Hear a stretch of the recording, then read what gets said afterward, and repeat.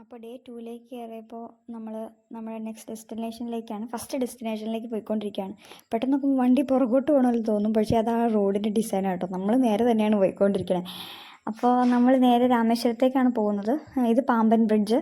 Pamban bridge അടിപൊളിയാണ് ശരിക്കും. അത് ഒത്തിരി ഡിസ്റ്റൻസ് ഉണ്ട് പാമ്പൻ ബ്രിഡ്ജ് നമ്മൾ ക്രോസ് ചെയ്യാൻ. അപ്പോൾ രണ്ട് സൈഡിലും കടലാണ്. രണ്ട് സൈഡിലും കടൽ എന്ന് പറഞ്ഞാൽ ഒരു സൈഡിൽ നീല കടലും ഒരു സൈഡിൽ ഗ്രീനിഷ് കളറുമാണ്. ശരിക്കും അടിപൊളിയാണ് അത് കാണാൻ. നമുക്ക് ഇങ്ങനെ എന്താ പറയുക, അത്രയും നമ്മൾ ഈ സിനിമയിലൊക്കെ കാണുന്നതാണ് ഈ നീല. ആക്ച്വലി അത് നേരിട്ട് കാണുമ്പോൾ അത്രയും നീല കളർ ഈ ഫോണിൽ കാണുന്നതിനേക്കാളും ശരിക്കും നീല കളറാണ്. നല്ല ബ്ലൂ സീ എന്നൊക്കെ പറയണ പോലെ നല്ല രസമാണ് ഇത് കണ്ടുകൊണ്ടിരിക്കാൻ. ഇത് ഒത്തിരി ഡിസ്റ്റൻസ് ഉണ്ട് കേട്ടോ. പാമ്പൻ ബ്രിഡ്ജ് ക്രോസ് ചെയ്താലാണ് നമുക്ക് പ്രോപ്പർ രാമേശ്വരത്തിലേക്ക് നമ്മൾ കയറത്തുള്ളൂ. അപ്പോൾ പോകുന്ന വഴിയിൽ നമ്മൾ രണ്ട് സൈഡിലും കടലൊക്കെ കണ്ടു.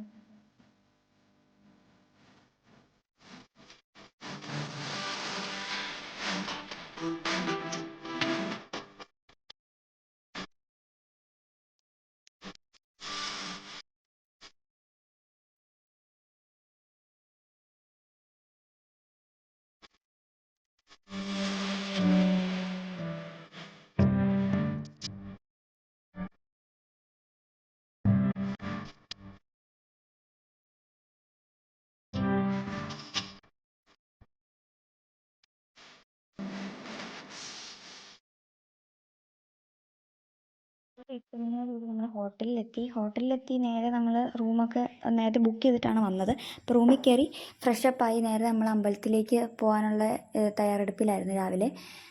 ഫുഡൊന്നും കഴിച്ചില്ല. നമ്മൾ അമ്പലത്തിൽ കയറുന്നതിന് മുമ്പ് ഫുഡ് കഴിക്കാറില്ലല്ലോ. അപ്പോൾ രാമേശ്വരം അമ്പലത്തിലേക്ക് പോയിക്കൊണ്ടിരിക്കുകയാണ്.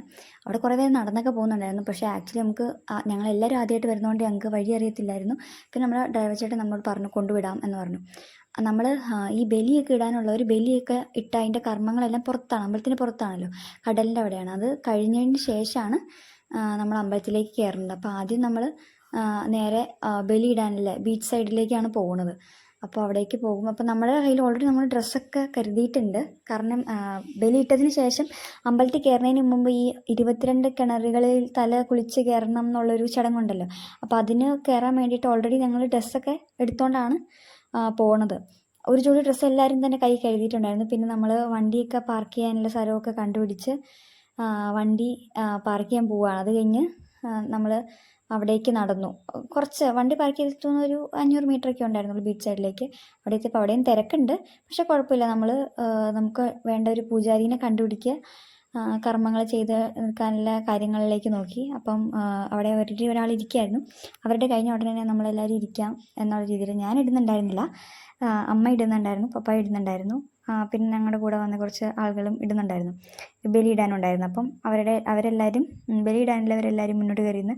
ഞങ്ങൾ പിള്ളേരും ബാക്കി എല്ലാവരും പുറകോട്ട് മാറിയിരുന്നു.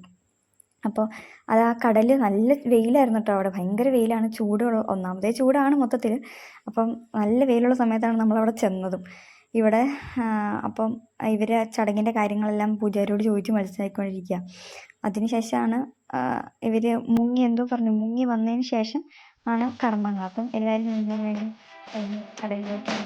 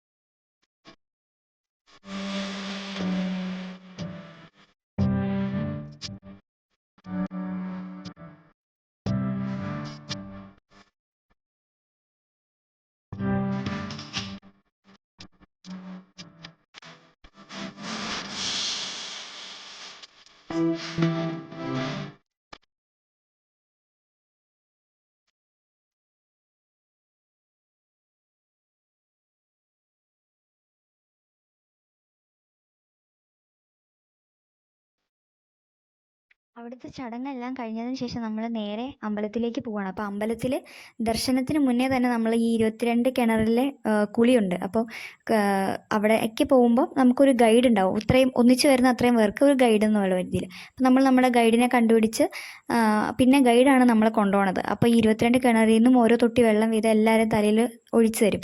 അത് ശരിക്കും അതൊരു ചടങ്ങാണെങ്കിലും നമുക്ക് എന്തോരം ഒഴിച്ചാലും മതിയാവില്ലായിരുന്നു. 22 കിണർ പെട്ടെന്ന് തീർന്നു പോയാലും തോന്നി. ആ കിണറുകളിലെല്ലാം വെള്ളം, കുറേ പേര് ആ കിണറിലെ വെള്ളമൊക്കെ കുപ്പിയിലാക്കി കൊണ്ടുപോകുന്നതൊക്കെ ഉണ്ട്. അവിടെ ആക്ച്വലി ക്യാമറ അലൗഡ് അല്ലായിരുന്നു. അപ്പോൾ നമുക്ക് അവിടുത്തെ ഫോട്ടോ വീഡിയോ